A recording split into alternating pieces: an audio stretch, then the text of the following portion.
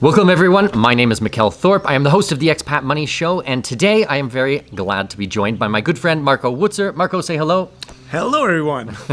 Today what we want to discuss is the market update for cryptocurrency. Marco is a world-renowned crypto trader, so really we are in luck today because there's a lot of movement. We've seen all-time highs. I'm curious to get your opinion about what is happening. Yeah, so right now both Ethereum and Bitcoin are sitting at or close to all-time highs. So a lot of people are wondering, like, should I sell now? Is this it? Or will the markets go higher? So if we look at the market from a bird's eye view, in the crypto market, we have about 4-year cycles, and we're definitely in the last third of it, but we have not yet seen the mania, the euphoria phase. This is how bull markets die, basically, in a big burst of euphoria. And so this part is the part where we see the biggest gains, and this is the part we're still waiting on. So we're getting closer, but we're not quite there yet. So predictions, do you want to give any time frame, any price point which you think that it will hit? So for a while, I've already been saying that we're going to see the next peak in the first half of 2022. So that's, of course, like a 6-month window. And a lot depends on how the market develops. If all of a sudden we get a really sharp move higher, and then we might reach this euphoria level and get a blow off top. But ideally, we see the market slowly grind higher over time and get more towards the middle of next year. That would be an ideal scenario, because that would mean that the mania phase, where things really start going crazy, starts from much higher levels. So it really depends on space and time, so to speak, where we are in the time of the cycle and how things develop, where we reach this euphoria phase. Mm-hmm. Now, there's a very famous quote that I think it's by Peter Lynch, where he talks about the mania in the streets, that, you know, once your taxi driver starts talking about these types of things, it's time to get out. Do you think we've kind of reached that point where, you know, Bitcoin and Ethereum, everybody is talking about it, or are we still just a little bit under the radar? Well, I'm about to get a haircut next week, and I don't think my hairdresser will show me a DeFi app and the high yield he's earning yet. You know, that might happen in half a year from now, but we're not quite there yet. Yeah. So what kind of metrics are you using to try to time the top for your hedge fund, for your investors, for your newsletter? What kind of things are you looking at here? Yeah, I mean, a big part of this is experience. This is now my 4th market cycle. So 2 of them I've timed perfectly. 1 of them I've overstayed my welcome and gave back a little bit of the gains. But the experience is a good foundation to build upon, especially if you combine this now with data. You take a look at some cyclical and technical analysis to have an idea where we are. And then, of course, the psychological aspect to it, where we are when the mania hits. How does this manifest itself? What do I see? And so this is a bit of an art and a science. Well, I've heard in your newsletter and in your hedge fund you talking about on-chain data and off-chain data. Mm-hmm. Maybe you can kind of explain how you look at those things and how that really works. Yeah, I mean, there are a lot of data points that you can look in terms of what is happening on the blockchain. You know, how many addresses are in profit and how far the addresses, how many addresses, new addresses come on. And there's like a million data points you can look at. And there are many institutional grade research services that aggregate that data. And of course, we have an eye on that. But then there's also the off-chain data, which would be like what market market participants are thinking, the overall psychology of the market. And so we're getting positive sentiment, but we're still quite some way off from a real euphoria phase. Okay, well, it's interesting because, I mean, I have a background in options trading and stock trading. So it's kind of funny to me when you say, like, the peak will be in 6 months. So it's still a far ways off. Like, for us in equities, I mean, like, the far off peak could be 10 years from now, could be 5 years from now. So yeah. Well, it's also because we have about 4-year cycles, and we're several years in the cycle. So it's not that you get in and 6 months later you get out as a millionaire, right? I mean, if you get in now in the market, you can still expect until the peak to maybe double or triple your capital. Maybe you do even better. Of course, nothing's guaranteed. But so it's still very competitive, basically second to none as an asset class. I mean, where else can you, in a relatively short time frame, easily double your money? That's just not something that's common or normal. So even though we're late in the cycle now, it's still a good time to get in.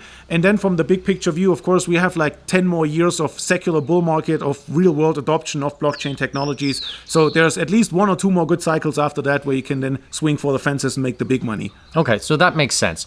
Now, What do you expect this year for, I don't know, the price of Bitcoin? And then maybe at this bull run, what are you expecting for an all-time high in this run? Well, I mean, this year is just a few more weeks. It's in the short term, the predictions are really difficult because we could reach at the end of this year already 100,000, or we might like go to 80 and drop back to 60. Like, who knows in the short term? Your guess is as good as mine.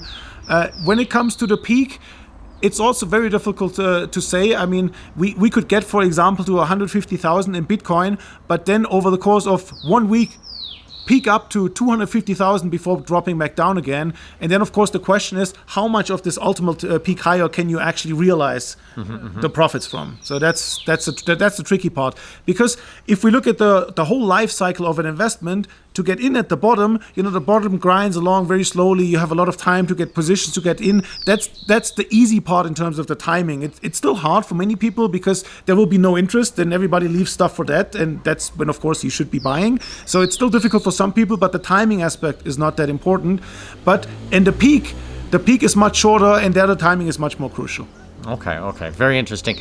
So I'm kind of curious here because I know that you don't just invest in Bitcoin, and I know Ethereum is not your favorite project in the world. What type of, you don't have to give me specific project names, but maybe the general idea of projects or the direction that you think that they should be going? Yeah, so my investment thesis for a few years now has been, or let's rephrase it as a question. If I invest in the space, we have now 12,000 projects or something like that, more than anybody can look at. So you have to come up with a strategy, with a thesis. Where do you want to put your capital? And the way I look at the bigger blockchain ecosystem, you have several layers to it.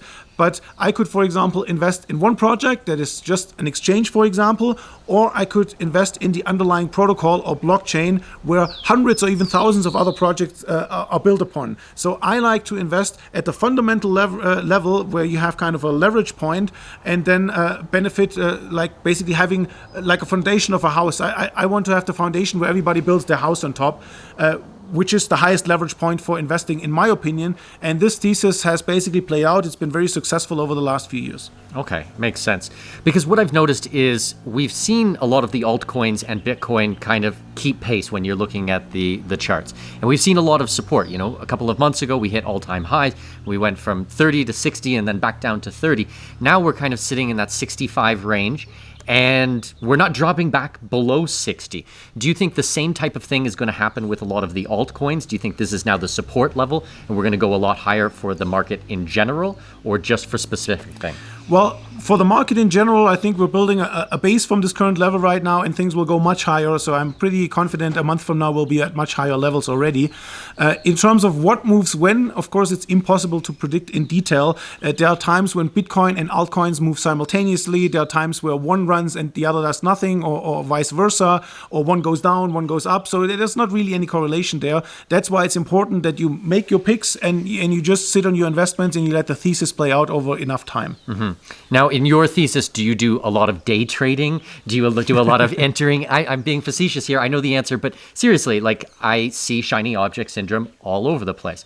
What is your opinion on this? Yeah, I mean, most people get this really wrong because attention spans have dropped so much. We're constantly getting dopamine hits from all the social media channels. We're bombarded with information all the time. And over the years, attention spans have dropped so low that the average human attention span is now less than a goldfish. Yeah. I mean, that's crazy. So quite the opposite. You shouldn't day trade at all. You should do fundamental analysis and realize what is a high quality project that will grow over time. And then you just buy it at the right time. And then for several years, you just do nothing. And that's the most difficult part for most people. It's really simple, but it's not easy. That makes sense. Well, I know that you have a newsletter called Project Serenity. If you guys look underneath this video, you're going to be able to find the link. Otherwise, it is expatmoneyshow.com/serenity/serenity. So I encourage you guys to check that out. I am a subscriber of myself. I follow a lot of your work, as well as I'm invested in your hedge fund. So I'm a big fan of your work. So thank you for all you do. Thank you. Perfect. And we will see you guys in the next video. Make sure you subscribe below, and we'll see you soon, okay? Thanks so much, Marco. My pleasure.